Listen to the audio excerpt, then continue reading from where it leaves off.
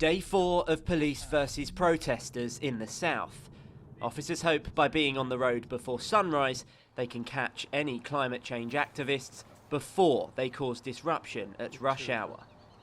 Their proactive approach involves using thermal imaging drones to spot any potential protesters.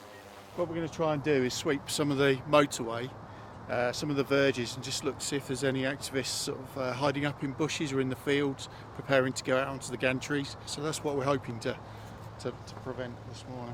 No one detected this time, but just minutes later, today's activity has been disrupted, but we will wait. A radio call says their colleagues at Kent Police have stopped a vehicle containing climbing equipment and banners near Westerham. 5 suspected activists were arrested on suspicion of conspiracy to cause public nuisance. Although some slipped through their early surveillance, patrols spotted this person roaming the gantry near Junction 8. Crews were on the scene within minutes, and this individual left willingly. Look, I recognise it's disruptive. Of course it's disruptive. Did you see what Suella Braverman said this morning? She said disruption is a threat to our way of life. The climate crisis is the greatest disruption we could possibly face. That's why we're taking this action. Well, it's a bit of a game of cat and mouse between protesters and the police this morning. On the scene for the first incident in a matter of minutes and making sure traffic was moving again, but as quick as they dealt with the first one, another one appeared. This protester proving more of a struggle, having to be dragged off the gantry by a specialist team. This activist glued themselves to the gantry near the junction for the M25 before having to be winched down and carried by multiple officers to join their other campaigning colleague in the back of the van.